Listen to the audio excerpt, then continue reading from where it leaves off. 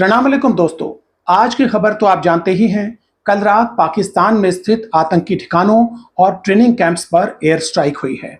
बिना सिविलियंस को नुकसान पहुंचाए बड़ी दक्षता से इस ऑपरेशन को अंजाम दिया गया।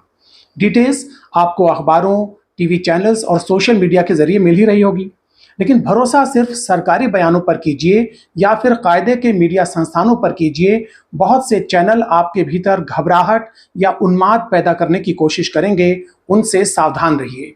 देश का साथ दीजिए, देश और समाज को तोड़ने वाले दंगाइयों का नहीं। बहरहाल इस मौके पर हम बात करना चाहते हैं ऑपरेशन सिंदूर की जो मीडिया ब्रीफिंग हुई है उसके बारे में। आपने गौर किया होगा कि इस मीडिया ब्रीफिंग में कई अच्छी बातें सामने आई हैं। पहली अच्छी बात तो यह है कि इस ब्रीफिंग के लिए कर्नल सोफिया कुरैशी और विंग कमांडर व्योमिका सिंह को सामने लाकर सेना ने अच्छा मैसेज दिया है।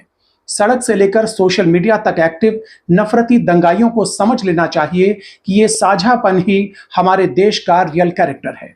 इसके अलावा दो महिला अफसरों को सामने लाकर सेना ने हिमांशी नरवाल और नैनीताल वाली शैला नेगी को भद्दी गालियां देने वालों के मुंह पर भी तमाचा मारा है। इस ब्रीफिंग में एक खास बात और हुई।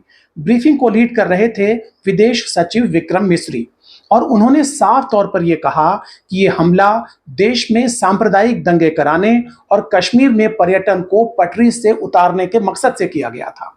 अब ये बात तो आप और हम सभी जानते थे, लगातार बोल भी रहे थे, लेकिन अब जब विदेश सचिव ने इस बात को कह दिया है तो अब हम ये मांग करते हैं कि जिस तरह पहलगाम की घटना होते ही कुछ दंगाई संगठनों के लोग सांप्रदायिक माहौल बनाने में जुट गए थे, उसकी बारीकी से जांच होनी चाहिए।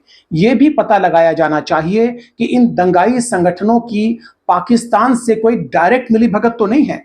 हालांकि काम तो ये उन्हीं का कर रहे थे, लेकिन डायरेक्ट मिलीभगत है या नहीं ये पता लगाना जरूरी है। जहां कश्मीर में पाकिस्तान के आतंकवादियों ने एक हमला किया, वहीं इन आतंकियों के छुपे हुए दोस्तों ने नैनीताल और दूसरी जगहों पर बहुत से हमले किए और देश का माहौल खराब करने वाले बयान भी दिए।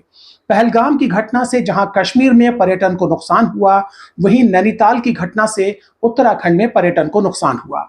पहलगाम का नुकसान भी देश का नुकसान है और नैनीताल का नुकसान भी देश का नुकसान है। इसलिए यह जरूरी हो जाता है कि देश में छुपे बैठे इन दंगाई संगठनों की तफ्तीश की जाए और उन पर प्रतिबंध लगाया जाए, जैसा कि पहले भी लग चुका है।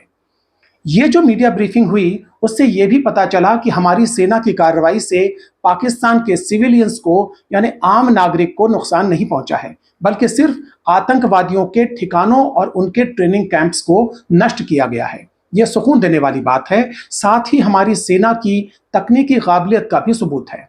हम उम्मीद करते हैं कि इस कार्रवाई से पाकिस्तान स्पॉन्सर्ड आतंकवाद पर रोक लगेगी और बात ज्यादा आगे नहीं बढ़ेगी। इस ब्रीफिंग से जुड़ी हुई एक बढ़िया बात और भी ये थी कि ब्रीफिंग को लीड करने वाले विदेश सचिव विक्रम मिस्री साहब खुद एक कश्मीरी हैं और उनकी पैदाइश भी श्रीनगर की है।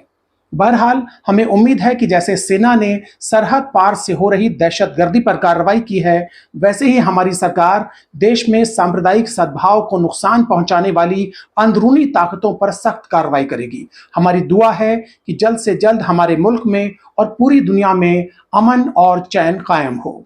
शांति शांति शांति।